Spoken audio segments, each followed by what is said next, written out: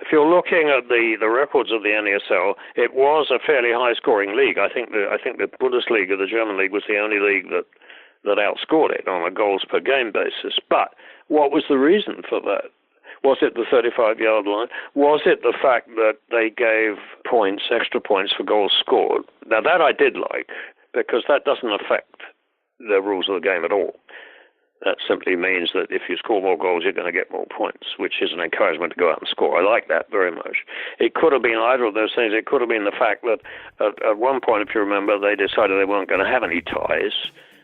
Every game had to finish with a tiebreaker if it was tied. So there was no way of assessing what the impact of the 35-yard line. The only thing we did know for certain was that nobody else used it and that FIFA was dead against it.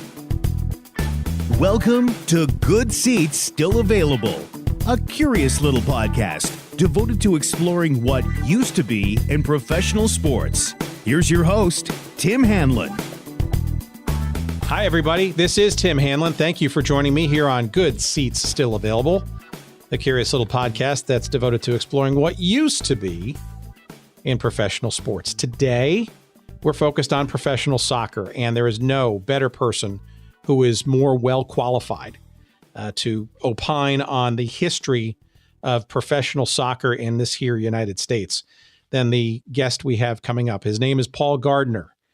And he is a longtime soccer journalist, most visibly for a publication that anybody who has followed the sport of soccer here in the United States knows and has probably read a ton of, called Soccer America. And Paul has an interesting history with the sport, coming over from England in the 60s, not even being qualified per se as being a soccer journalist or a journalist for that matter. It's an interesting and fascinating story, yet he is, by all accounts, revered as the dean of soccer journalists in this country, certainly long before covering the sport in this country was even fashionable.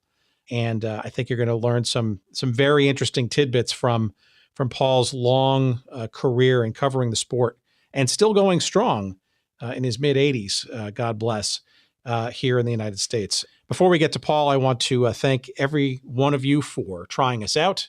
If you're new to the podcast, if you are a return visitor, we can't thank you enough for subscribing and rating us and reviewing us on all the great places like iTunes and stuff.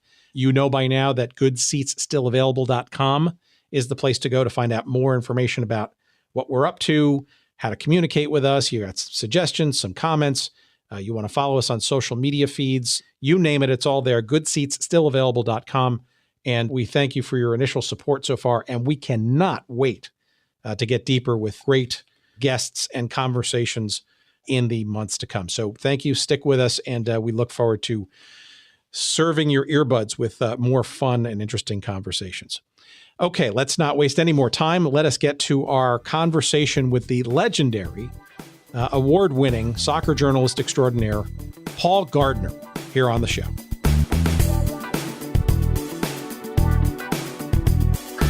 First of all, I want to say thank you for making time. Anybody who has followed the sport of soccer in the United States, or either in the country or outside of the country, has essentially grown up and depended upon your descriptions of the sport and all of its trials and tribulations, shall we say, in this country. I just think one of the best places to start is, how did you even become sort of this consummate observer and reporter, if you will, of the sport of soccer in this country after having started as somebody in the pharmaceutical field or the pharmacy business?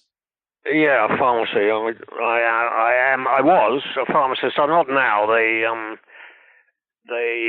have a rule when you reach a certain age, you're supposed to take follow-up tests and exams to keep yourself abreast of what's happening, and I haven't been doing that, so they put me on the inactive list, which is fair enough. I mean, it's, you should know what you're doing if you're supposed to be a pharmacist, I think. And if you haven't been keeping up to date, then you don't. In any case, I'm very old, so that's the end of that. But then they send you a sort of intimidating notice saying you're not allowed to use the qualification in anything you write, or not mention it, and not discuss pharmaceutical matters with anybody about. I mean, it's quite. When they strike you off, they strike you off. That's it.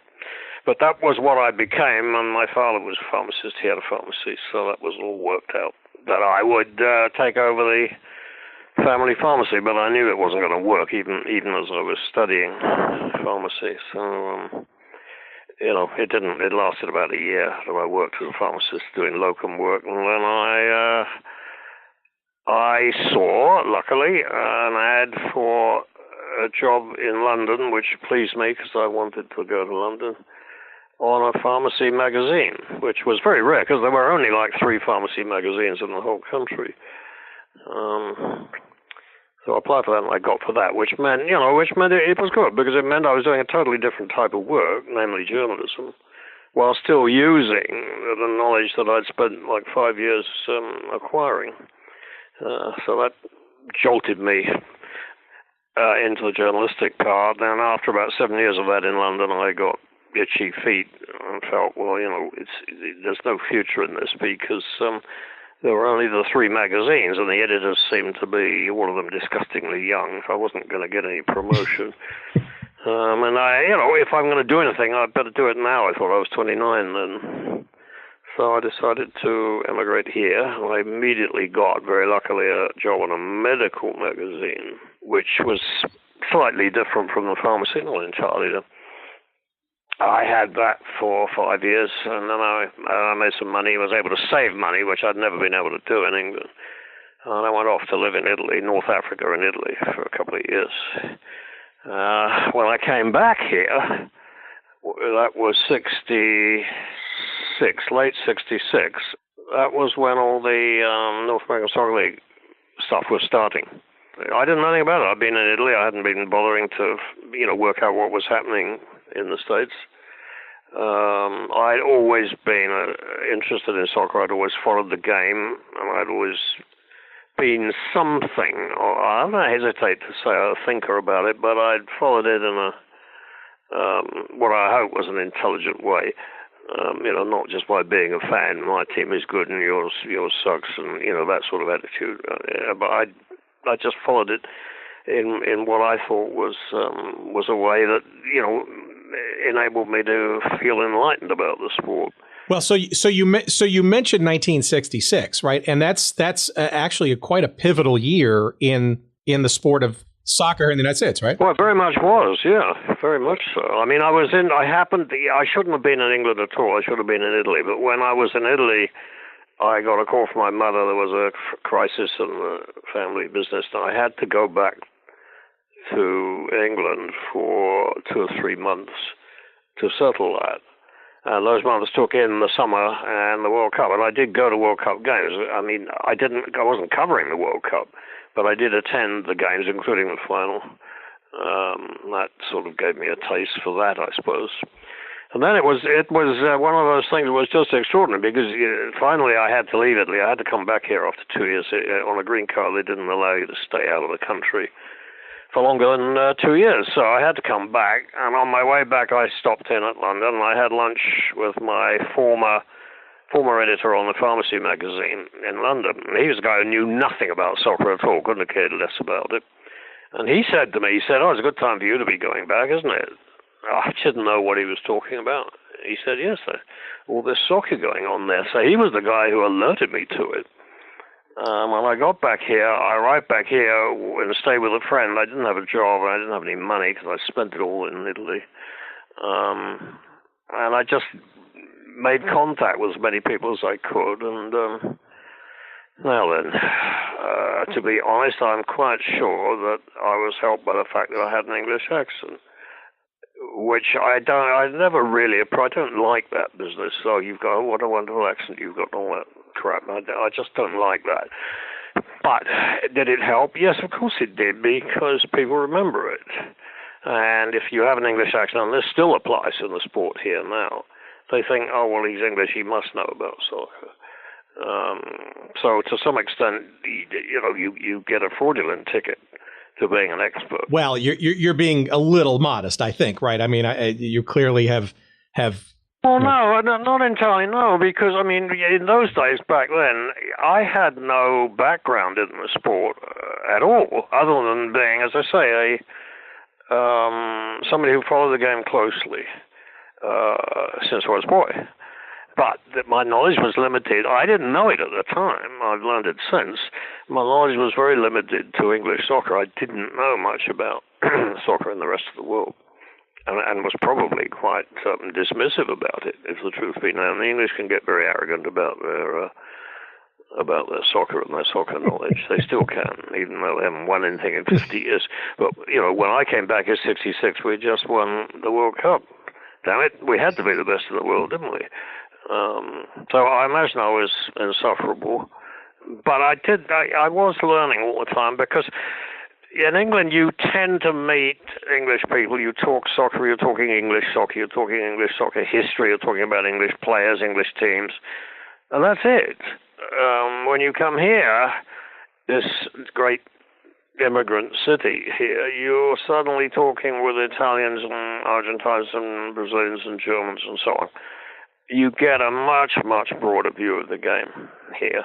And you'd have to be really thick, I think, and although I am a bit thick, I'm not that thick, not to have that greatly influence the way that you look at the sport. Well, okay. It certainly influenced me a lot. So you come in, and it's 1966-ish, and you're coming back to the States, and it was late 66 I got back here. Sure. So what do you find of the sport of soccer upon your return and your general interest, but yet no particular background or job, per se?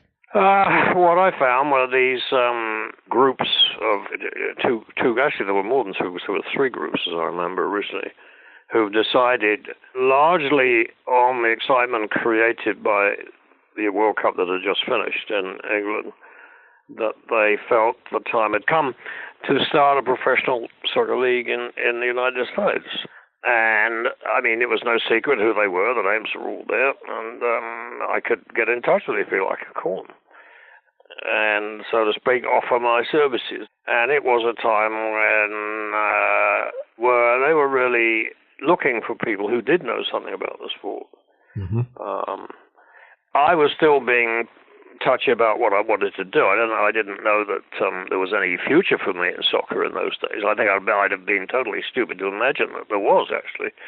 But for the moment, it was something that I could do, and I could make a few bucks here and there, and it was enjoyable. And, being an expert amongst people who didn't know, so to speak, it was not difficult. I mean, I'm not going to say I could have told them anything and they'd have believed it. I mean, heaven forbid that I should do that. But I felt I had a certain freedom of movement in that situation there, because about a lot of the things that they were trying to get themselves involved in and to brush up on and to be knowledgeable about, I did know things. So it was a good time for me. Sure. So in particular, who are you plying your wares with, shall we say? Are these soccer executives? Are these journalists? Both, as it turned out, they ended up, as you know, with two leagues, the NASL and the NPSL. And both of them had offices, decided to have offices in New York. So that was a big plus already. Before that happened, I was getting in touch with the people who would be running the two clubs in New York. Each of those two leagues had a club in New York. It was Madison Square Garden were the people running one of the clubs, and a group put together by a sort of a consortium of local businessmen. They were in the Pirate League, the non-sanctified league, the non-FIFA league, if you like. And I got to know the people, the businessmen, who were the big shots in that. And for our listeners, the NPSL is the renegade league that Paul's referring to. That's right. NPSL was the what do they call it? Non-certified or whatever it is. It wasn't official. And that was, I believe, the New York Generals, correct? It was the New York Generals, and they were called the Generals because one of the leading businesses in them was the General Tire and Rubber Company, I think they were. I think they were the main investors, so that's how they got the name the New York Generals. And I got to know the guy who was their leading light. And it was an education for me as well, because I liked most of these people, I must say, but I think on the whole, looking back, I guess I knew it at the time, they were pretty clueless about soccer, and the fact that they should be listening to somebody like me was a measure of the fact that they didn't really know what they were doing. They shouldn't be turning to me. They should be getting hold of people with journalistic experience in the sport, which I didn't have at that point. What was the United Soccer Association and I guess it was the New York, I can't remember the name of them, the New York Skyliners, I guess were they any? The Skyliners were the Madison Square Garden team, and were they any better or more informed? They were Cerro from Uruguay. They brought in foreign teams and renamed them for the period here, and they were the team that FIFA had blessed, so to speak. They were the league that FIFA had blessed. But obviously, there were a lot of questions about it, and and I certainly remember questioning at the time. I started writing about the league and its setup and who the people were doing, and sending stories back to London, to the London Observer, which is, a quality Sunday newspaper.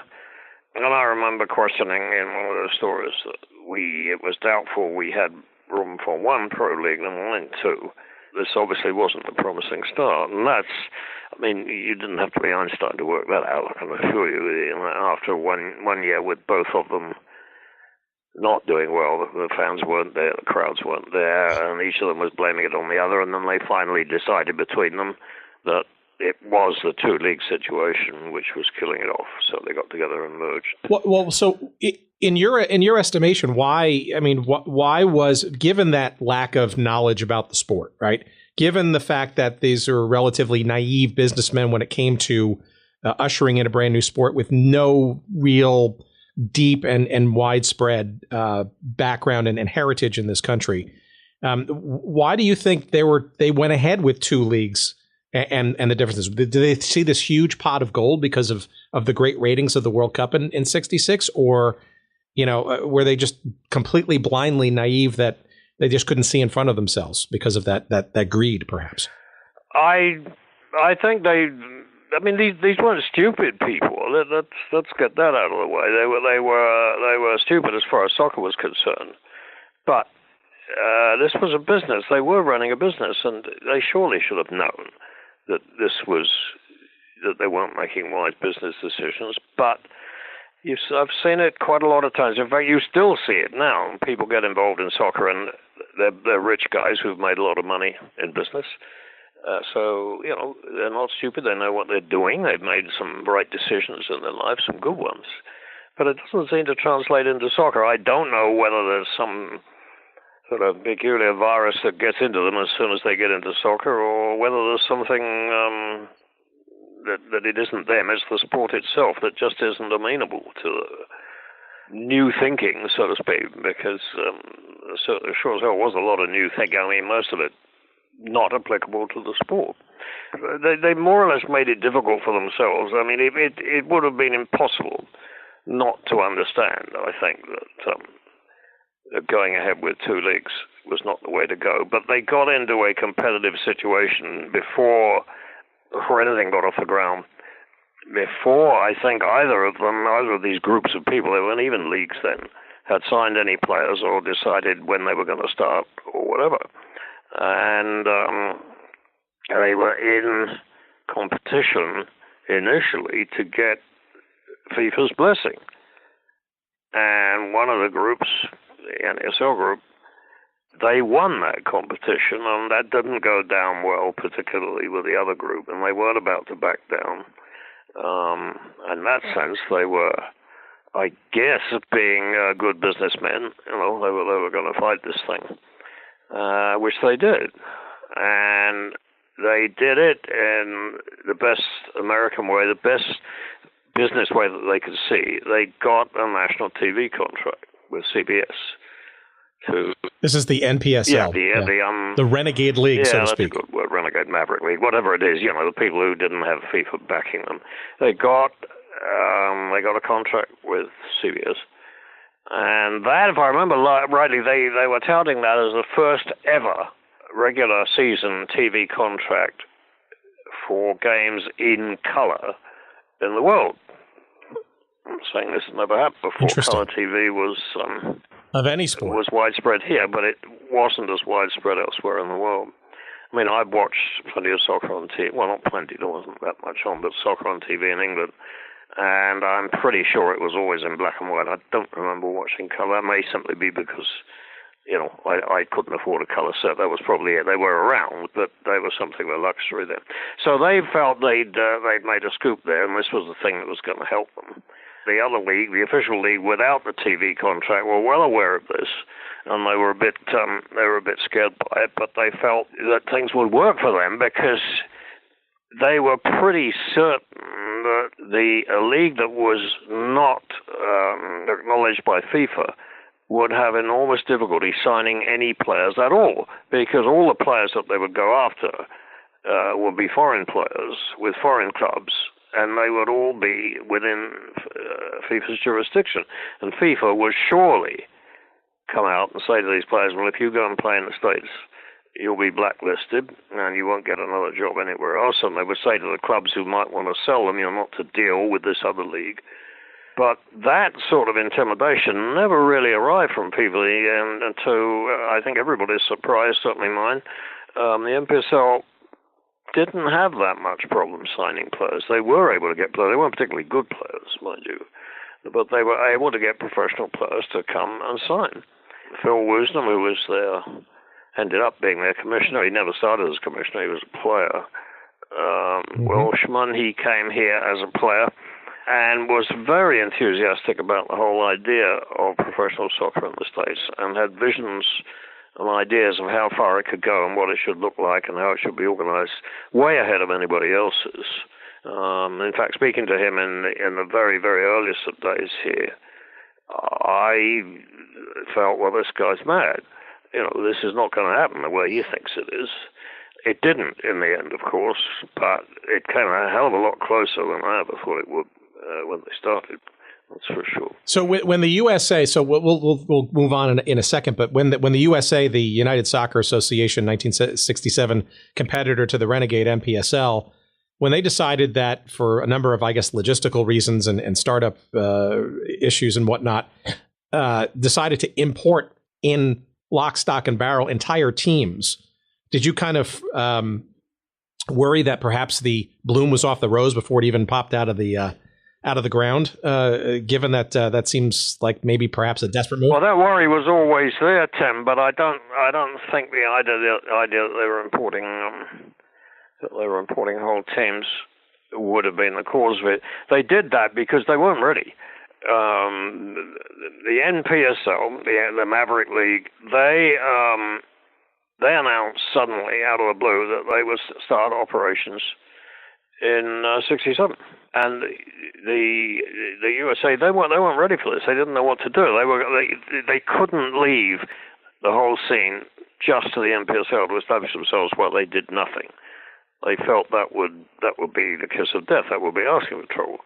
They weren't organized enough to start signing players, so they opted for this business of taking foreign teams that were already totally in existence from various countries around the world, bringing them here, giving them sort of names that maybe meant something in the cities that they would be playing in, and that they would play. In other words, they would be an operating league with teams, even though those teams would be totally abandoned the following year. Because all the time that, for instance, in New York here with the Skyliners, which was a team from Uruguay, Cerro, all the time they were playing, the Skyliners were busy behind the scenes building up a team made up of their own players they were signing. And that would be the replacement team the following year. That would be the real Scarlet team. Didn't work out that way because of the merger. That cancelled all those arrangements. Well, so let's talk about that. So 68, right? Obviously, cooler heads prevailed, and this North American Soccer League rechristened. Well, I don't know about cool heads. I don't think there were many cool heads, actually. Cooler, yes, I suppose. So, but that arguably was maybe the best shot then, right? Because everybody had come together. You had television. You had all the things basically sort of on one, at least for seemingly one page. But it still didn't go anywhere, now did it?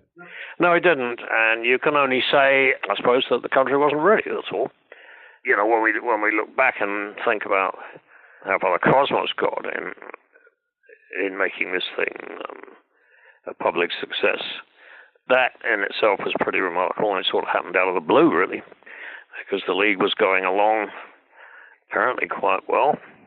But, you know, it didn't show signs of suddenly bursting into a 60,000, 70,000 crowd operation, which it did, all of a sudden, without really any sort of explication. So, I mean, that really was a major surprise. But as you know, I mean, I'm telling you stuff you know, that didn't last too long. I still don't have an explanation for that. Maybe you do, but I've never been able to work out why that happened like that. Well, before we get to that sort of that explosion, I just kind of maybe so you're now a working journalist here in the United States. You're covering a sport that you love. Well, yeah, but only. I mean, I wasn't making a living. I was staying with a very kind friend, you know, who was basically putting me up for nothing, almost nothing. I was potting around, going here, going there, talking to these people, getting a job, writing the old story here, doing some, getting to know people, which was important. But there was no way that I could see that I could make a living doing this. I was still looking at other work opportunities. So yeah, I was spending more time, spending quite a lot of time on soccer here, but not making much money. Well, it had to be a little bit dispiriting, given that the actual sport itself seemed to be dying almost right before your eyes as well. So.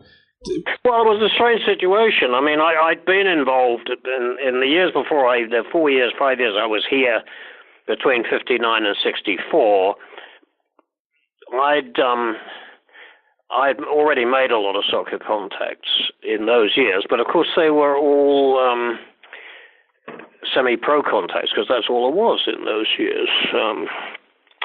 Apart from the so-called International Soccer League that Bill Cox ran in the early 60s in New York. And again, I got to know Bill Cox. I was testing the water a bit. I had this job on a medical magazine, but I spent time trying to convince myself that I could be a freelance journalist and photographer. I was also getting into photography in those days. That I found interesting, but none of that lasted very long. And it taught me, I suppose, quite a lot about how insecure the soccer scene was in this country. There were always plenty of enthusiastic people, but their idea of what would work and what wouldn't work, their ideas never seemed to hold water for very long, and the money always ran out. Certainly. Well, so let's talk about that for a second. So the International Soccer League seems to actually be something, this is obviously a precedent to 1966 and the World Cup and the boomlet, I guess, of the United States interest in the sport professionally. But very few people kind of recognize sort of the role that the ISL played from, 1960 to, I think, 1965. It was basically an international importation of teams in an increasingly, rigid competition setup. Is that right? Yep, that's right. I mean, Bill Cox, who was the strangest of guys, he was, I suppose you could call him an entrepreneur, an impresario. He'd been chucked out. He'd been in baseball with in Philadelphia, but they'd thrown Major League Baseball. They'd thrown him out because he was betting on his own team, which was a big no-no. So he decided that, and this, remember, was in about 1960, so well before the 66 World Cup. He decided that soccer would be the next best thing. And when he looked around him, what he could see was that the only time they got big crowds, or even close to big crowds, was when a foreign team came on a tour and played the single game in New York, one in Chicago, that sort of thing. And he decided to build on that. He decided, well, that they need more than that. They need something at stake. They need a trophy. They need to sort of imitate a league during the summer.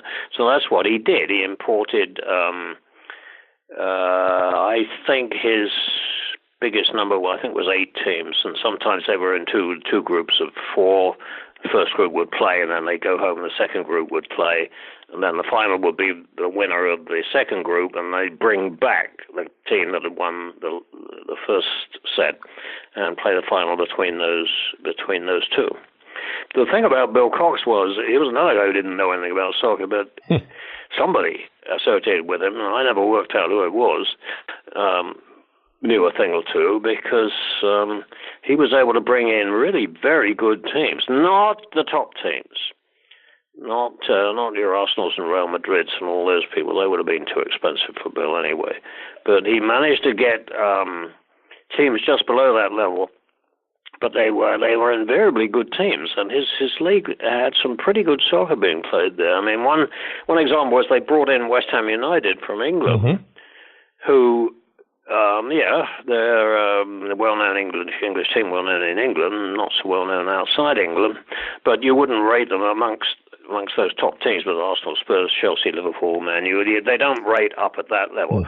But what they had, and we saw them in the years before the World Cup, they had Bobby Moore, who was the England captain, they had Jeff Hurst, and they had Martin Peters, who were 3 key players a few years later when England won the World Cup. Absolutely.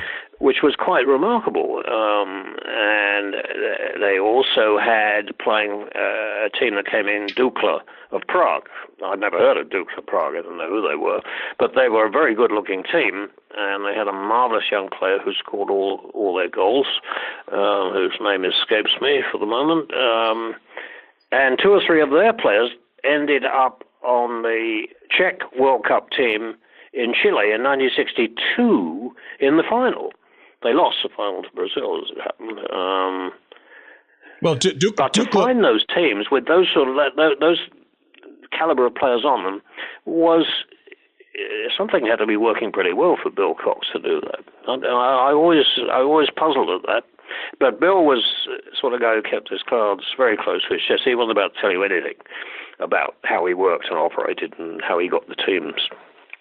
So I never found out who was his soccer brain. Maybe he didn't have one. Maybe he just looked at like the look of the names. That may be as good a way of any as of getting good teams.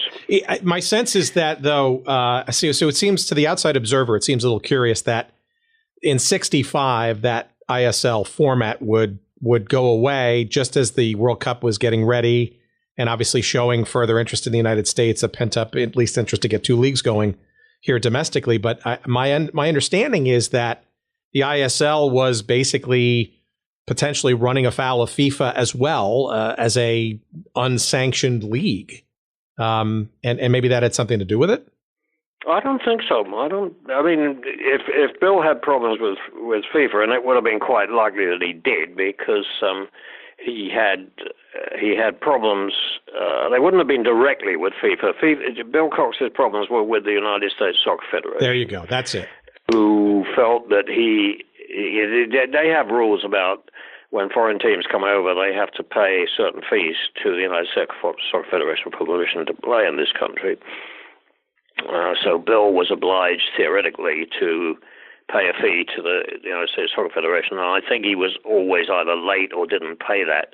And he did end up suing the United States Soccer Federation, saying in effect that they were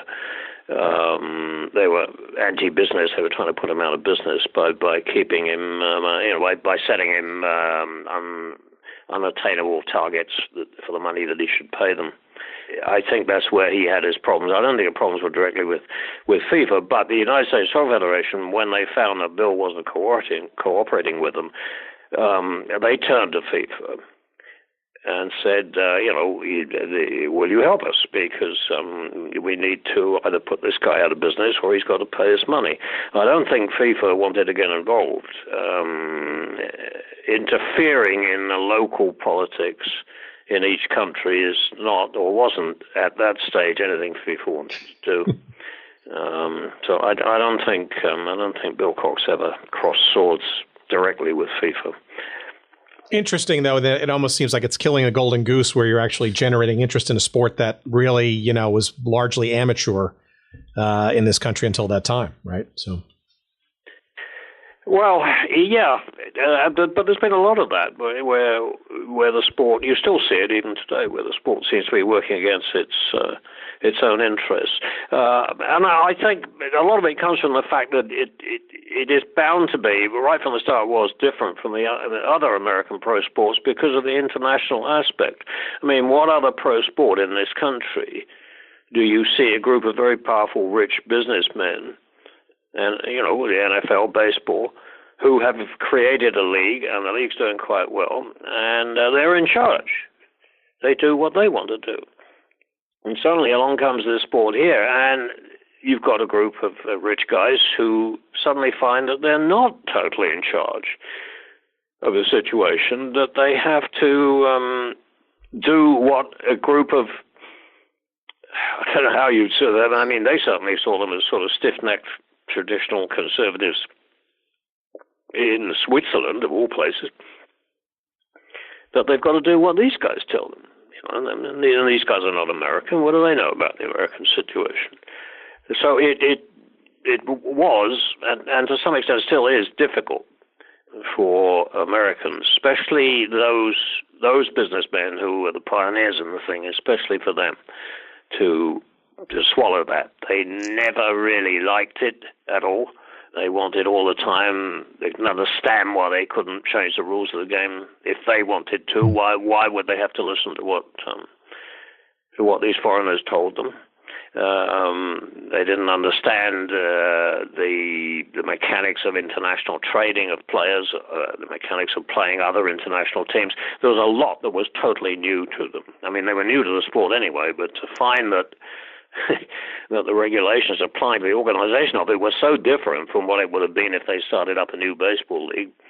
That came as a shock, I think, to a lot of those people. They hadn't realized what they were getting into there. Well, I think it was pretty obvious circa 1971, 72-ish, right, that perhaps this sport of soccer wasn't really going to take off at all as a professional endeavor in the United States. But yet, persistence, you mentioned Phil Woosnam. What do you think kind of brought it out of the, shall we say, the dark days? I mean, we're talking 1970. The NASL was only 6 teams. It was truly limping along, and you could argue it was probably this close to collapsing altogether. Well, yes and no, because I mean those were the years that were building up to the sudden explosion of interest around the Cosmos, which of course affected the rest of the league as well. When it did suddenly look as though the league was going to be a big success. I mean, when the Cosmos started drawing huge crowds, which would have been in just past the mid-70s.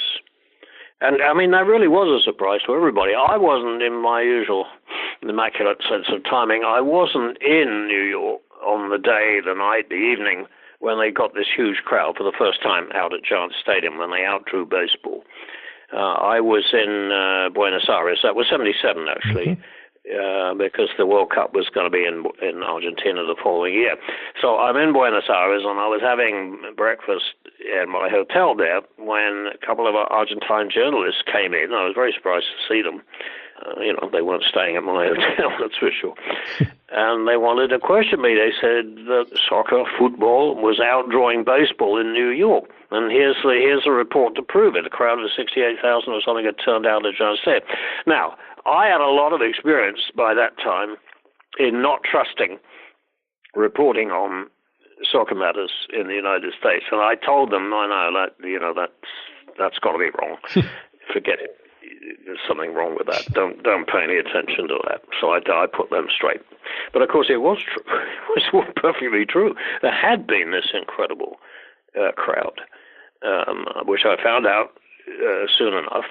And when I got back to New York, that's when those 2 or 3 years that followed, that's when the league really blossomed and did for a short period, thanks largely to the Cosmos.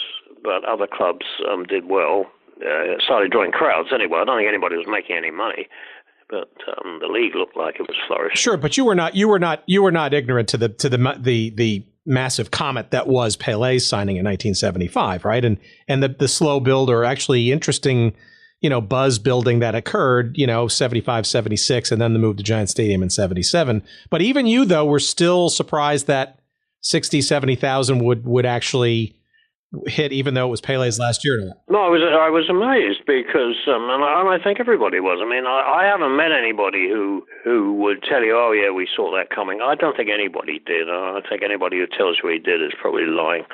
I was totally unprepared for that. As I told you, I explained to my Argentine friends that couldn't be, but it was. I suppose the Pelé signing had helped matters. Difficult to assess what effect Pelé had exactly on the growth of the sport in this country. On the field, I mean, he didn't turn out to be the sort of spectacular guy who scored 10 goals in every game, which I think is what a lot of people were sort of looking for somehow.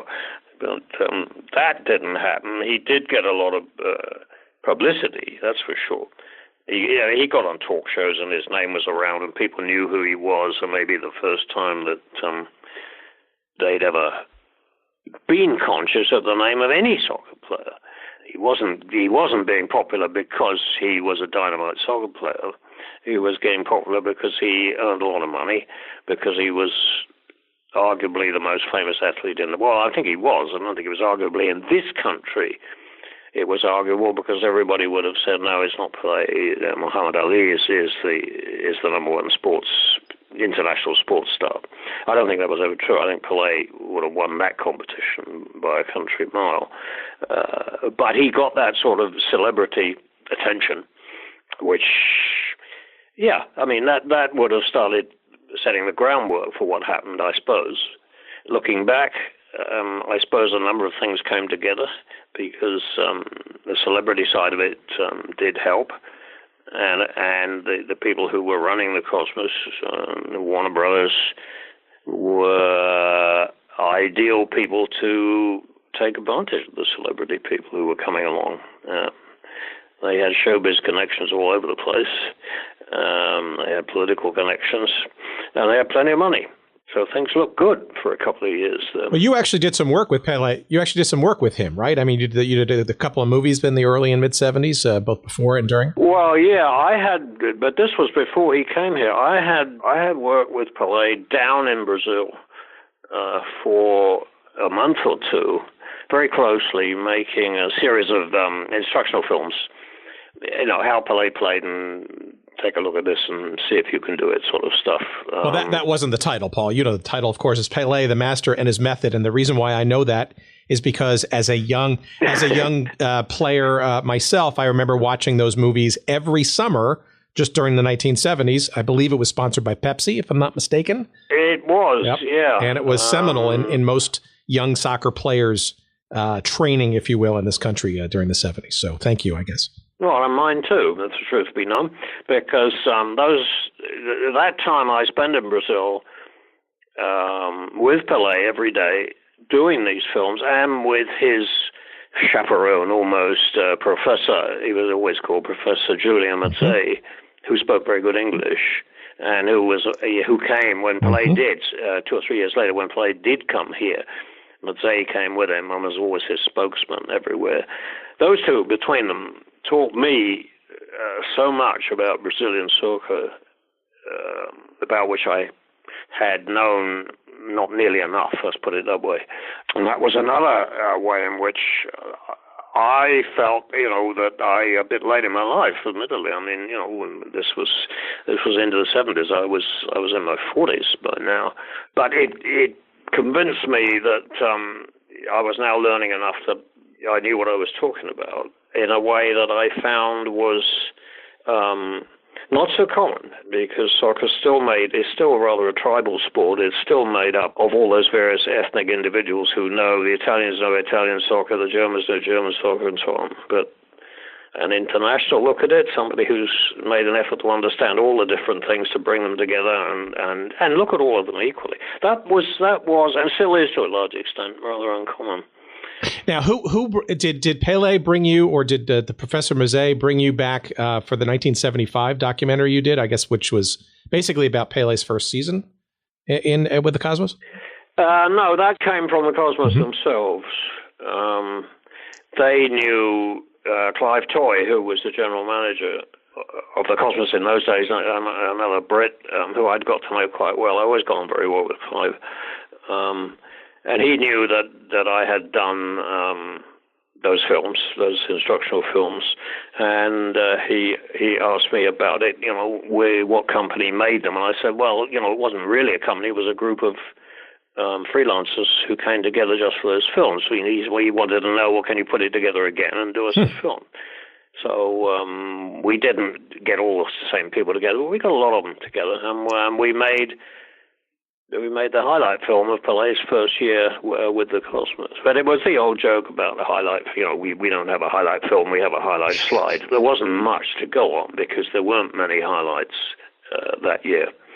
So we had to turn it into something a bit different, which we did by emphasizing the youth structure, the growing youth structure in the United States, and showing a lot of shots of Pele with young kids, giving clinics, talking to them and so on, which was nice. It was very pretty. It didn't tell you much about his playing ability.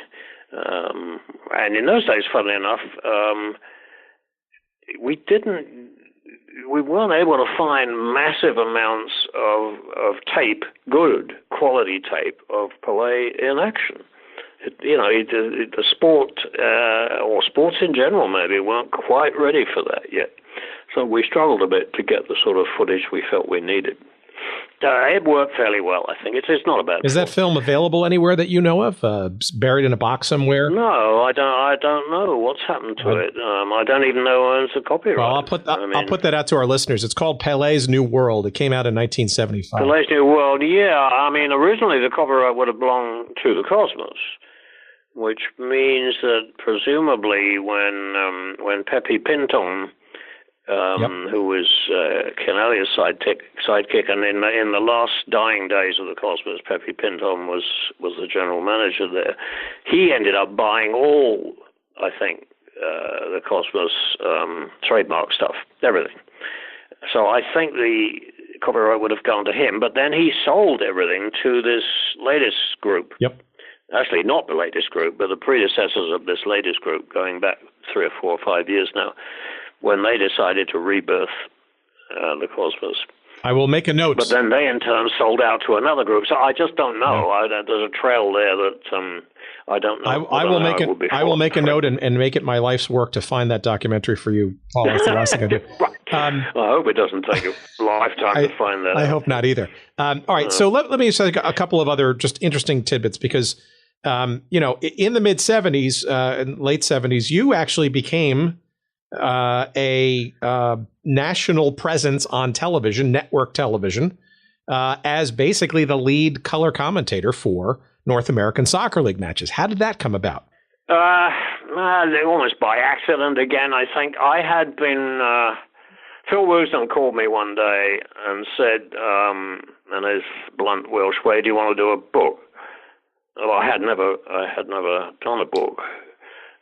So I thought about it. It was a Sports Illustrated instructional book on soccer. They didn't have one. They had, the Sports Illustrated had a series on all sorts of sports, including some quite obscure ones, but not soccer. So they wanted to do one. They'd approached Phil, and they said, if you feel that's beyond you, find yourself a writer, and the two of you can do it. So I said yes. So we worked on that book together. It wasn't a big book. But it meant that I worked pretty closely with Phil. It meant I had to spend a lot of time going down to his office in Midtown Manhattan. He was a strange. Phil was a strange guy because he was very easy to work with some days, and on other days it was absolutely impossible. I don't know whether that was what's now known as bipolar disorder or whatever, but he certainly to me, he seemed to have manic depressive turns. More than once I felt like walking out on the whole thing. I never did. We finished it. The book got published, but it allowed me to get pretty close to Phil in many ways. And again, one day I got a call from him, and he said it was pretty pretty well known by that time that the league was negotiating with ABC. He said, I want you to come down here now. We're going through some of the technical requirements to do with soccer and telecasting the game. That's all he told me. So I went down there and I sat in on a meeting about, how you should televise soccer and how many cameras and all this, that, and the other. And that, as far as I knew, that was it. It was just a bit of technical expertise, which, again, I didn't really have a great deal of. I had been doing television work at a lower level before then. And the meeting broke up, and over to me came... now, I'm not going to remember his name, but he was the big sports guy at ABC. He was the number one guy who basically put ABC Sports on the map. Rune Arledge? No, it wasn't Rune Arledge. Anyway, it doesn't matter. He was the top guy, and he came over to me and he said, "Were you thinking that when we do the telecasts that you might be employed on them?" And to me, it sounded like a question of saying, that the next line was going to be, "Well, if you're thinking that, you must be out of your tiny mind." So I said, "No, I wasn't thinking that at all." And he said, "Well, I think you should." And that's all he told me. So I stood to this day. I don't know whether Phil called me down there for the genuine reason that he said, and that this guy was looking at me for another reason, but it worked out that they did offer me the job. So I must have impressed somebody there, I suppose. Was that before or after? So what of TVS, the syndicated network that Eddie Einhorn was before that. That was Eddie Einhorn working out of Chicago, I think. Right. And that was one of these strange networks that he had cobbled together, picking local radio stations in all the top markets and bringing them together to buy stuff that his group had put together. And the games were televised in a rather perfunctory way. I mean, they weren't major, huge productions of spending a lot of money on. But for me, it was a pretty good experience. I got to travel around. I got to meet a lot of people. I got to know a fair amount about television. I got to know how not to trip over the wires and how not to say shit on air and that sort of stuff. So I found that I always enjoyed doing that. Whether I'd like to have made a total career out of it, I'm not so sure about that. But well, you must have made a good impression. I was in my research. I saw there's a great quote by the late Jim McKay, who you shared the microphones with on the ABC broadcasts from 79 to 81, and he's quoted as saying, "He is as incorruptible as anyone I've ever worked with," and that's of you, Mr. Gardner. I remember him. That came out in a newspaper article. I read it one morning when we were on the road somewhere. I think it was down in Florida. It would have been Tampa probably, or Fort Lauderdale. Those were the two clubs then. I remember reading it. I was amazed. I had to go and thank Jim immediately. But Jim was, a very low key guy and very, very professional in everything he did. It was one of those guys who admitted he didn't know anything about the sport, and he would turn to me to find out about it. Now, I've met over the years hordes, hundreds, thousands of guys who don't know anything about it, so, and are willing to admit it, and they say, no, you're the expert, you tell us. But a lot of those guys turn out to not know anything about soccer this week, but next week they know everything. It's extraordinary how quickly they learn everything. Those guys are very difficult to deal with for me. Jim was never like that at all. Jim was modest about his knowledge, would admit when he didn't know, and was still capable of producing very, very professional work, which sounded as though he, not exactly an expert, but he felt and sounded fluent in the soccer language, so to speak. And that made him, of course, very, very, very easy to work with, which wasn't always the case with some of the TV people, where you've got to work closely with somebody and you're on air, where you've got to watch what you're saying anyway. If you don't have some sort of easy relationship with the other guy, it could be very difficult. Also, if you do watch some of those clips, he also had the delicate touch, I guess, where he was essentially trying to call the action for those who actually knew what the sport was about, but yet you could hear the stopping and the educational moments of introducing or reintroducing the sport to people who had never really seen it before. So not an easy thing to do. Well, we had a lot of discussions about how much didactic stuff we should put in telecasts, how we should, whether we needed to explain the offside rule, for instance, which always gives people problems, apparently. They felt that we needed to do that. I made the point, which I thought was very clever at the time, and actually it did work. And I said, well, so you explain the offside rule the first time it comes up, which could be in the first minute of the game, quite likely to be, actually. What about people who turn on 5 minutes late? Are you going to explain it again? Are you going to explain it every 5 minutes for people who come in? That produced a lot of joking about and laughing. No, we don't want to do that. And I said, well, I think you should make a decision. We'll explain it once during the telecast. Maybe halfway through the first half is the right time to do it. So we came to agreement about those things, and the agreement was easy to acquire simply because of Jim. If Jim said that's the way we want to do it, then that's the way it would get done. And he was very, very reasonable about all these things. We had, in those days, the Cosmos had a young Paraguayan player called Romerito, he was known as. Certainly. And his name was Julio Cesar Romero. Mm-hmm.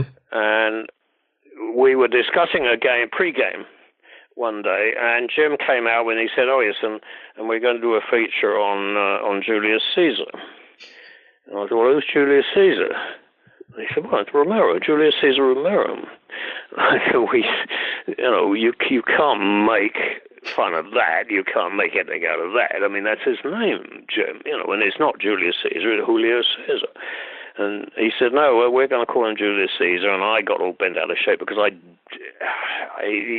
of the basics of written journalism is that you spell people's names right. That's what I was told in my earliest days of journalism. He said, spell their names right and keep your eye on the money. That was the advice that I got. It's not bad advice, actually. So you spell the names right, and the equivalent of that on air is that you pronounce them right. And I was insisting that it must be Julius Caesar. You can't work and make funny comments about Julius Caesar. So we left it at that, and they were going to do Julius Caesar, and I wasn't happy with it. And then the next day we started, and Jim was talking about Julio Caesar. And I said, "Well, I thought you were going to do Julius Caesar." He said, "Yeah, well, we changed it." And that again, I'm sure was Jim. I never bothered to, there was no point in my saying, well, I got you there, didn't I? No point in gloating. I just sort of nodded to myself that I'm sure Jim told him he thought about it, and he decided that I was right on this one. And you probably saved him a lot of grief in the process, so I'm sure he was very appreciative of that. I suppose so. Yeah, I suppose so. But he was a wonderful guy to work with. I mean, I never had any problems with Jim at all.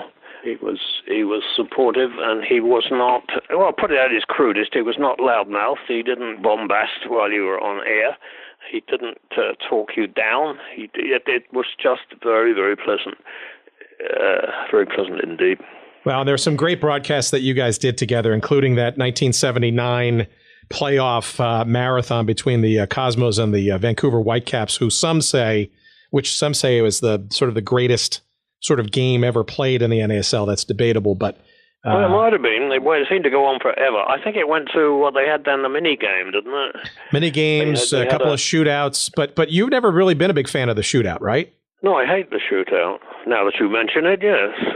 Do tell. I don't like it at all. Why not? In any form, either in the sort of straightforward penalty kick form or in the rolling shootout, which is what the NASL had. I don't like it for a very, very simple reason. That is that let's get rid of the rolling shootout first. I particularly dislike that because it was something that nobody else did. I didn't think that we should be doing in our league.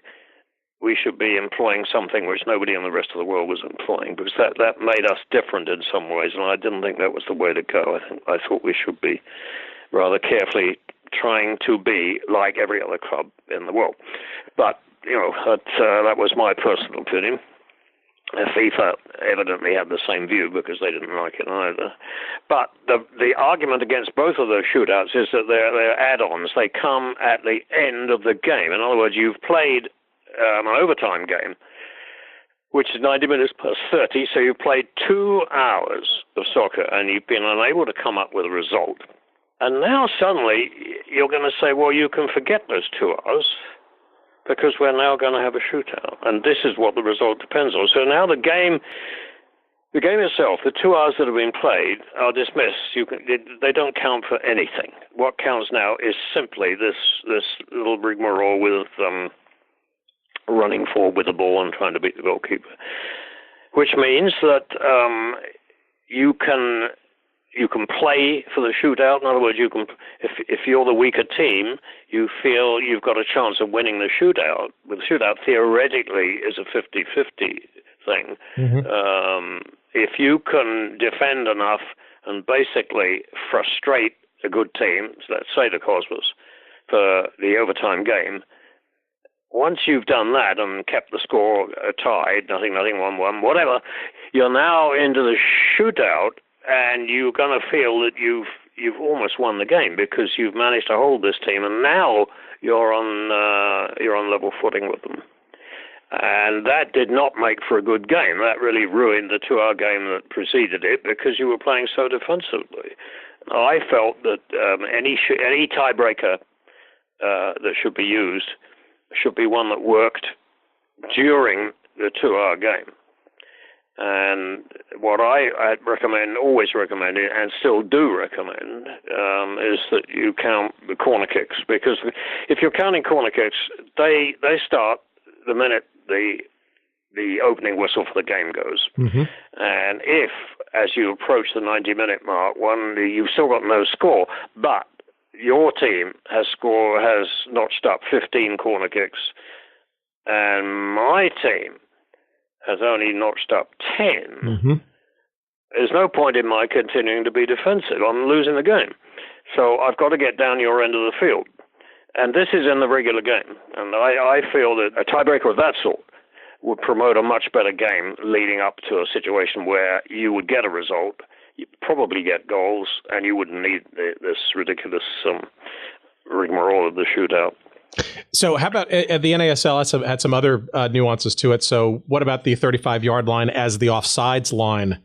How did you take to that? Did you think that helped add offense? No, I'd say it's the same thinking, Tim. We were playing a game that nobody else in the world was playing. I didn't think we should be doing that. I mean, if we wanted, or if the NASL wanted its teams to play against international competition, it didn't make sense to be playing a game which they would not be able to play when they played international games. The 35-yard line was a Phil Woosnam invention. He was very proud of it.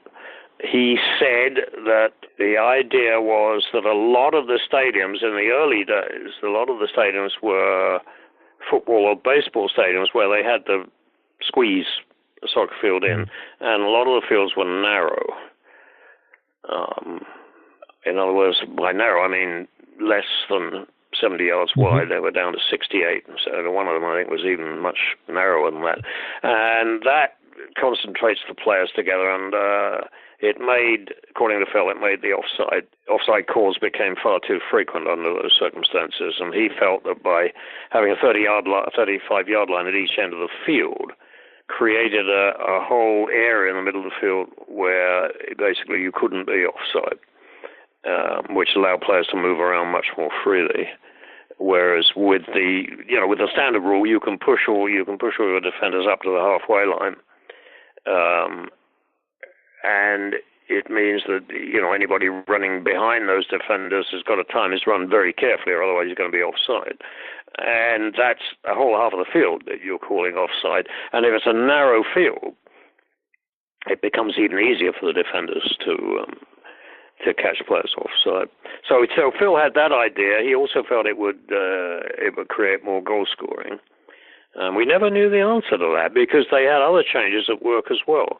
If you're looking at the records of the NASL, it was a fairly high-scoring league. I think the Bundesliga, the German league, was the only league that outscored it on a goals per game basis. But what was the reason for that? Was it the 35-yard line? Was it the fact that they gave points, extra points for goals scored? Now, that I did like, because that doesn't affect the rules of the game at all. That simply means that if you score more goals, you're going to get more points, which is an encouragement to go out and score. I like that very much. It could have been either of those things. It could have been the fact that at one point, if you remember, they decided they weren't going to have any ties. Every game had to finish with a tiebreaker if it was tied. So there was no way of assessing what the impact of the 35-yard line. The only thing we did know for certain was that nobody else used it and that FIFA was dead against it. I mean, FIFA approved it on an experimental basis and then apparently forgot about it, forgot that we were using it until somebody drew their attention to it. And this was after it had been in use for 5 or 6 years. And then FIFA got on their high horse and got in touch with the United States Soccer Federation and told them that they had to tell the NASL that they got to stop. I think that point system. I could see your points on the 35-yard line, but I think the point system is a relatively benign way to encourage more attacking soccer, which I know is certainly something near and dear to your heart. Well, yeah, I think so. I mean, I can't see any objection to it at all, really. Do you know what the objection that was given to me by a lot of people was? Oh, yes, but you're saying, what are you saying? You're saying 1 point for a goal, but only up to 3 goals. And then when you look at the points total, you've got to start adding in, when Americans were they were saying, in effect, that Americans are too stupid to be able to work that out. Well, I mean, that's nonsense. Absolute nonsense. But anybody could work that out, and it is a good rule invasive. You're not altering the rules of the game in any way at all. You're just trying to instill a different mindset in the players. Keep playing, keep trying to score goals. Could be important. All right. Well, 2 last thoughts here. I can't thank you enough for your time thus far. This has been fantastic. So why do you think the NASL, and everybody's got an opinion, but why do you think the NASL died its untimely or perhaps overdue death circa 1985 or so, after having seen such great heights and had made such progress from the earliest, darkest days prior to the 66 World Cup? Why do you think it collapsed? Well, I think we're into an area of economics and business cycles, which I don't profess to be any sort of expert in. There was a change in, as I recall people telling me, or trying to tell me anyway, trying to get me to understand, that when those leagues had started, they were able to use soccer teams as a way of writing off, or not writing off, but as a way of not paying income tax. In other words, if they didn't spend the money on the soccer league, it was going to go to tax of one sort or another.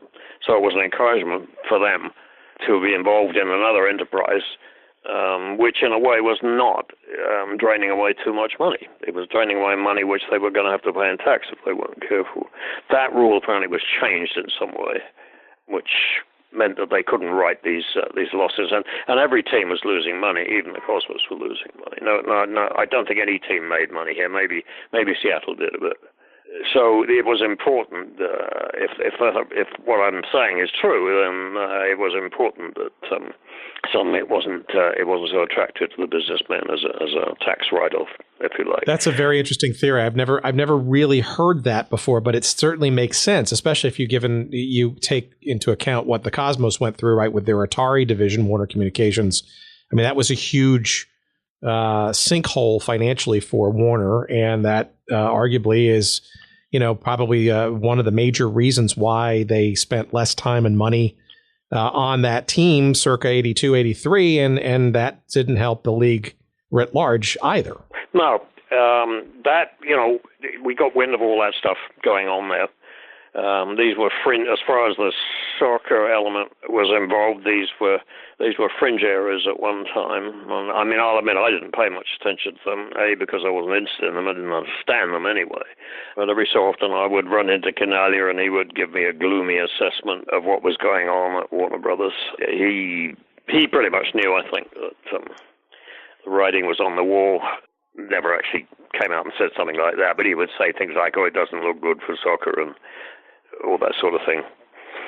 So something something in the business circle, in the business world, was certainly not helping. It wasn't a good time to be trying to promote or sustain a new league in a new sport. Life has suddenly become very difficult for them, and certainly a lot of the owners had got into it expecting to get rich quickly, and all you had to do was put these teams, without really thinking about what those teams were, put them on the field, and the fans would come. And the sights that they saw in pictures of games and films from virtually all the other big countries in the world, huge stadiums full of people, that would be repeated here. When it didn't happen that way, and it didn't happen that way, in fact, it never really happened that way, not on a league-wide basis, when they realized that not only were they not making money now, but they couldn't see any financial light at the end of the tunnel. So many of them, the guys who told you the previous day were in this thing for the long haul, they wanted out. And so they got out. Initially they got out and other owners came in, but I think as that process went on, the quality and the depth of pockets of the new owners who were coming in got more and more shaky. So that by the time 1984 came around, when the league was dwindled down to about half a dozen clubs, it was pretty obvious that you were left with, Lamar Hunt was certainly the owner who stuck with it longest. Stuck with it, in fact, to the point of being the owner of the Dallas team in this league, in the MLS now. He's been around, well, he's not around now, but his son is. So the Hunt family has been involved for a long, long time in this and has vowed to keep with the sport and has done that. Nobody else, to my knowledge, has done that. And, as business decisions, I'm not going to say I respect them, and respect is not a word I would use under these, but I certainly understand them. And that's what you have to put up with. So I think the business climate got turned hostile to the whole idea. Not hostile to soccer as such, but hostile to this business of trying to sell this new sport to an American. Nurturing it and investing in it. From a soccer perspective, do you think the rise of this indoor soccer game in the early 1980s and the more exciting and fast-paced and high goal-scoring kind of thing, did you give any credence to that helping decimate, if you will, or bring about an earlier demise of the outdoor game? I don't think it helped, but I think the outdoor game was, by the time the indoor game started to make inroads, and they were signing up the outdoor club's players, so that didn't help. But I think the outdoor game was on the skids before that started, and I think the indoor game, I wrote about it once. I called it the cuckoo sport that had been fostered in the nest of NASL, and it ended up turning out the NASL clubs, throwing them out of the nest, and making a sport of its own. I never particularly liked indoor soccer, but again, I couldn't help but understand that there were so many people around by that time who had jobs of one sort or another, still did have in his dying days with the NASL, who would have been completely out of work. But the MISL, Major Indoor Soccer League, that gave them work.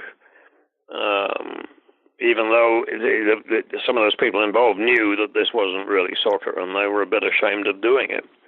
There was an Irish player that we had here. I forget which club he played for in NSL, and I was pretty friendly with him, and we used to have conversations about it, and he became an indoor player suddenly.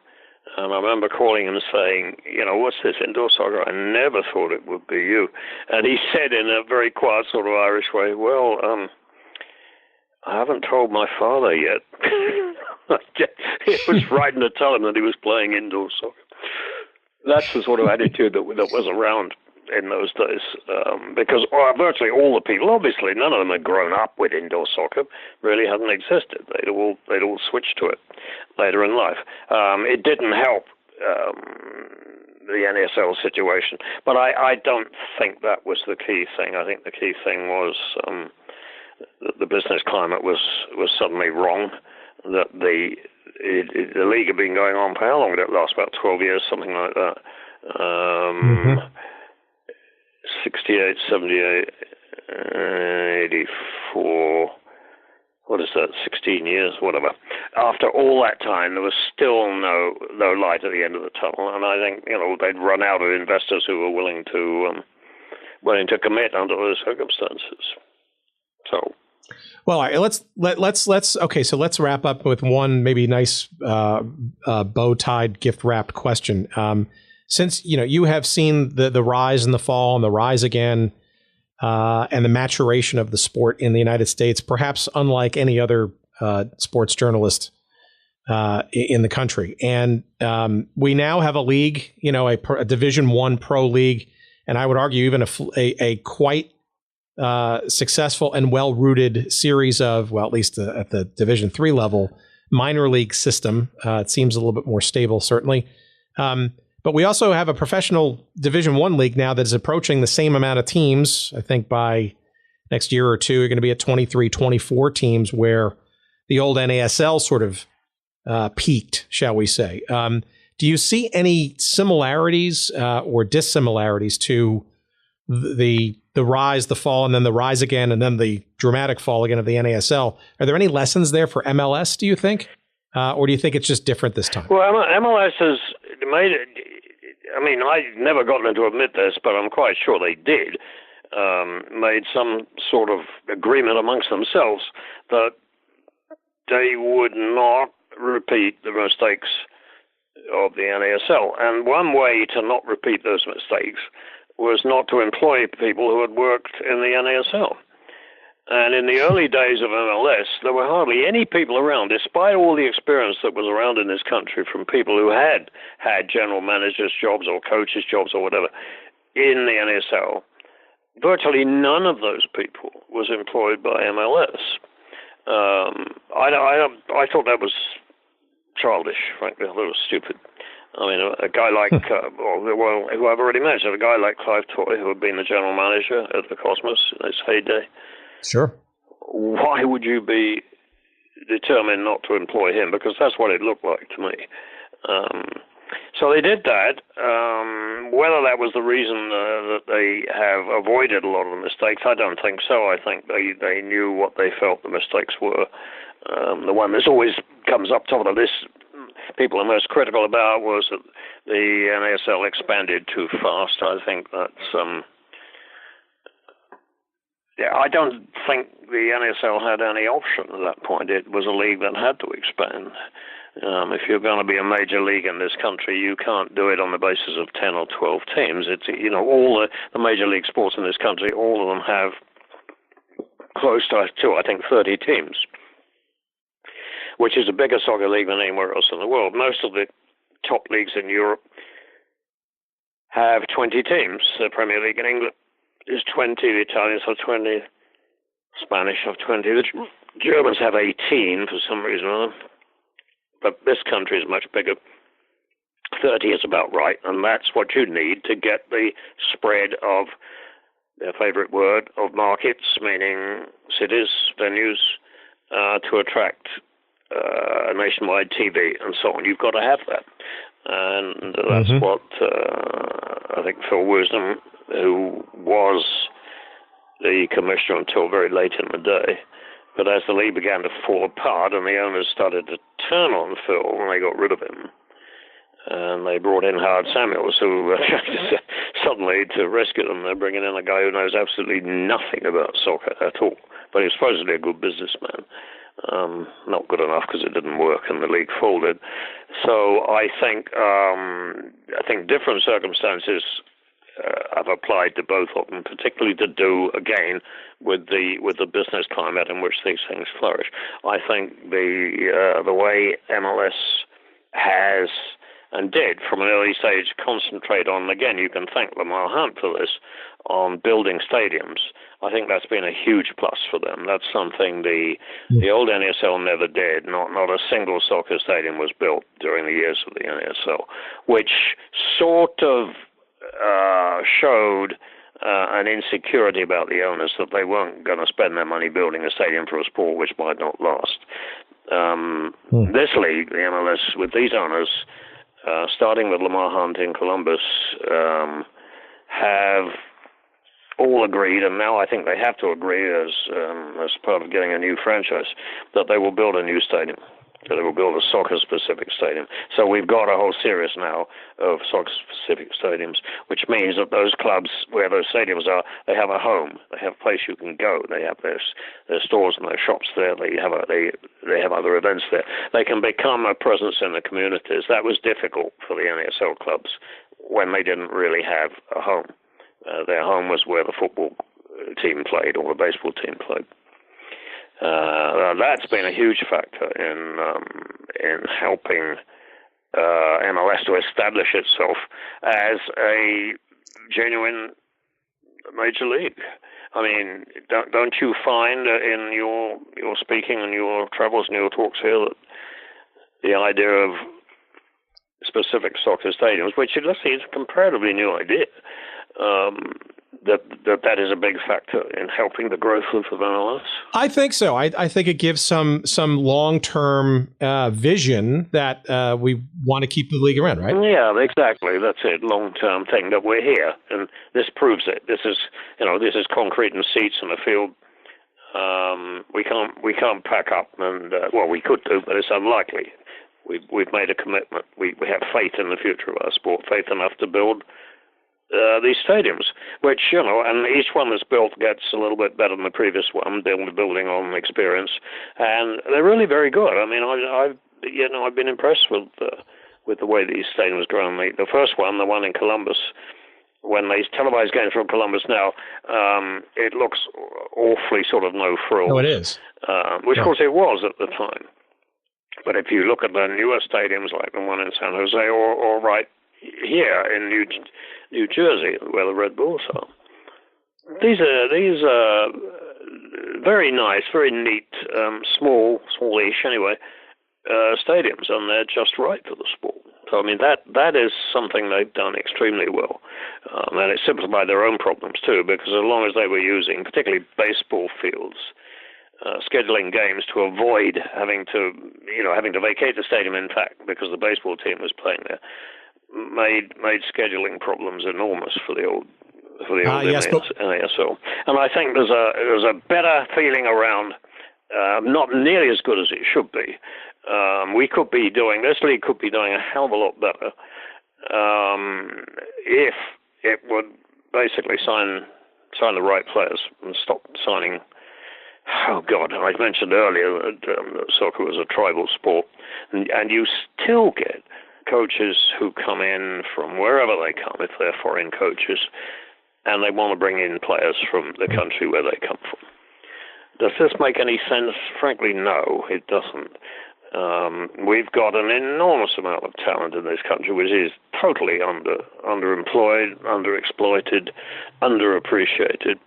And that's the Hispanic talent in this country. It's not used. It's not encouraged. It's not taken care of. It's just beginning. The clubs are just beginning after all this time, since '96, for heaven's sake. They're just beginning to understand that signing over-the-hill players like the Brits Lampard, Gerrard, both of them have gone back to England and didn't make any impression on the sport at all here. Whereas if you're bringing in players from south of the border, particularly Argentines lately have been doing very well in this league, and they're good players. They're not top of the middle player. Maybe they've got one or two caps. They've played for Argentina once or twice, but they've never really made it at that level. But they're younger players, and they're very, very good players. That is only just about now beginning to be realized, much later than it should have been. That irritates me, and it's not an encouraging talk, because you're thinking, well, why would it take that long to recognize the Hispanic talent? And at the youth level, where I think we've probably got to spend the most money on youth development than any country in the world. We may have more numbers. I don't know. Russia might have more. China, I don't know. But we're doing pretty well there. But we don't win anything at the youth level, not internationally. We're sitting just below the border, just below where the Trump wall will be erected. We have Mexico, which is one of the most successful countries in international youth soccer. And yet, when it comes time to bring in people to tell us how to produce players, we bring in Belgians, we bring in the Dutch, we bring in the French. We never turn to the Mexicans. Now, maybe you have an answer to that, and maybe the answer is an ugly one that I don't want to face up to. But I think it's a suicidal approach. We've got some of the best young players in the world right on our border, and in fact, we've got a lot of them potentially in this country who are growing up here as Americans. The Mexican Americans. They're Americans. They're not Mexican Americans. So one last question there. How about single entity, right? So some would argue that even from a business perspective, it's still a relatively artificially supported kind of proposition, and that only when you can remove those sort of artificial supports and let teams promotional relegation, compete more directly for players, a more open market kind of status. Do you think that ever happens in our lifetimes, and or if that's a good idea? Promotion and relegation? No, I don't, and I hope it doesn't happen. I'm sick and tired of listening to what we call the Euro snobs going on about promotion and relegation, and the only reason they do it is ignorance, because that's all they know. There is no promotion and relegation in National Football League or in hockey or in baseball. Does that damage those sports? Are they lousy sports because they don't have promotion and relegation? Not that I'm aware of. And you wouldn't get anybody to invest in pro soccer at all if you come along and they say, well, we want 150 million from you for a start. That's where you're going to have to pay to buy the franchise. Now, you do understand that next year, if you don't have a good first year, next year you could be playing in the boondocks against teams you've never heard of. You're not going to invest that money. You're just not going to do it. It's just a nonsense.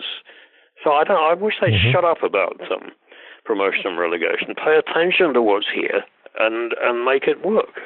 And I think they can do that. I think, as far as single entity is concerned, that will have to slowly fade out of existence. I mean, that's self-limiting, and until they can compete on the open market with all the other clubs for players, they're not going to be one of the great leagues in the world, despite what Commissioner Garber says he's aiming for. That's not going to happen until they're at the same level of financial competitiveness as the other top clubs in the world are. I think it's a good aim to have, but the single entity will have to be either totally abandoned or so modified as to be hardly a factor. I mean, they have been modifying it. You've noticed it with designated players, with other means of spreading money around. And it is an artificial construct, as you said, but it's been tested in the courts. It's legal.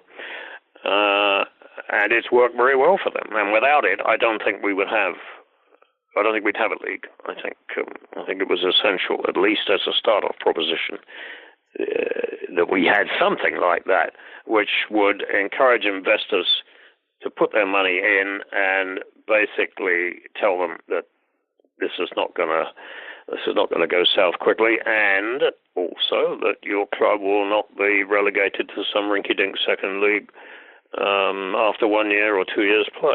That's just a non-starter. If you want to get people, I mean, look at the history of pro soccer in this country. It's not encouraging.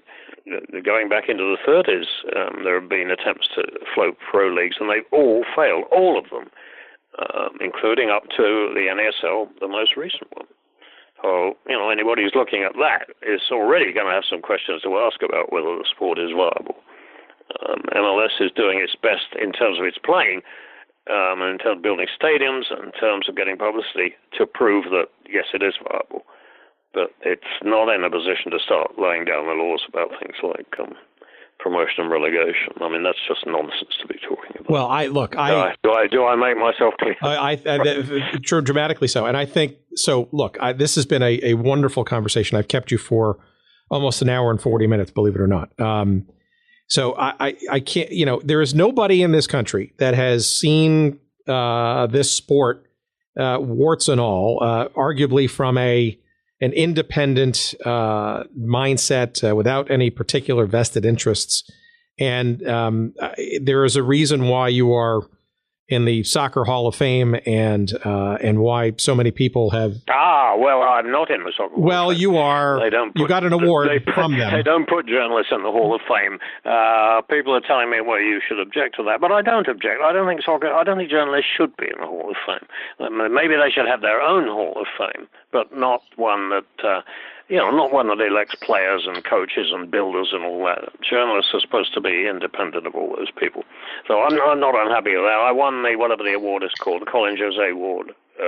Which is essentially the Hall of Fame equivalent for journalists and scribes. Well, the Hall of Fame is involved in it. They do the selecting and all the rest of it, but you're not actually inducted into the Hall of Fame for that. And you don't get the red blazer. So there is the headline, everybody, as you're listening all the way to the end of this episode. Paul Gardner is modest. He doesn't think he belongs in the Hall of Fame, but he is really upset about that red blazer that he does not yet have. So perhaps, absolutely, yeah. That means I've got to make do with the old gold blazer from ABC, or the blue one I had for NBC. I never got one from ESPN or TVS for that matter. I did an ESPN college game years and years ago, and ESPN was just starting then. They'd been in touch with me, and they said, yes, the game, we're doing it from Delphi University out on Long Island, and you turn up at 10 o'clock in the morning, and it's a double-header. And I said, well, okay, what do I wear? Expecting they would say, well, don't worry, we'll have a blazer. And they gave me elaborate instructions as to what I should wear. And when I arrived there, one of the first things that happened was that one of their guys came up to me and said, oh, let me pin this on you. And he had a lapel pin in his hand, which was about the size of a large fly, and he pinned it onto my lapel, and it said ESPN, and that was it. And when the telecast was over, the first guy to appear in front of me was the same guy to reclaim the ESPN pin. Couldn't even give you the pin. Well, you can see how far they've come in the meantime. Paul Gardner, thank you so much. You've been a tremendous guest, and I look forward to hopefully staying in touch and potentially swapping some more stories, maybe in person someday. My goal is to have some in-person interviews as we move along here, and perhaps if you're willing to suffer it. Okay, Tim, listen, I appreciate it. Thanks for having me on the show, and good luck.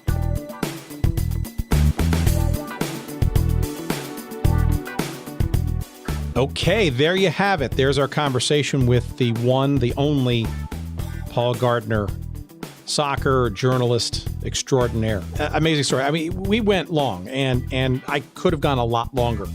And I frankly look forward to going a lot longer at some point in time in the future with Paul, hopefully in person, which we'd like to do more of these episodes.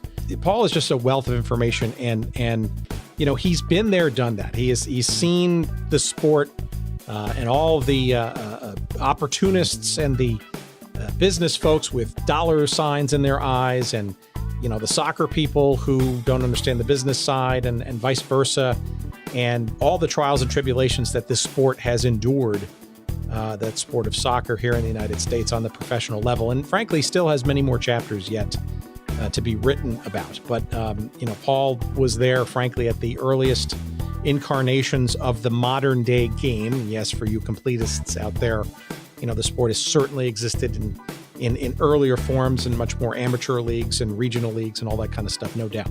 But that demarcation of 1966 with the World Cup being broadcast live here in the United States on NBC did set the tone for the not one but two professional leagues battling to bring or usher in professional soccer into the U.S. and almost killing the sport off even before it got off the ground. And then the story of how it went further and then went up and down again. And now what we see today in Major League Soccer, all of that stuff, is really important and frankly not well known by a lot of folks who consider themselves today modern enthusiasts for the sport here in the United States via MLS and the NASL version 2 and the USL, etc. So frankly, without the stories and the ground laying of the old NASL and its progeny and its predecessors, Major League Soccer and its ilk would not be around today and as successful and thriving as it is today. So that's why we do some of the stuff we do here on Good Seats Still Available.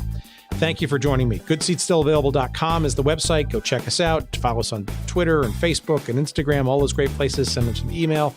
Whatever you want. We're here for you, and we can't thank you enough for listening.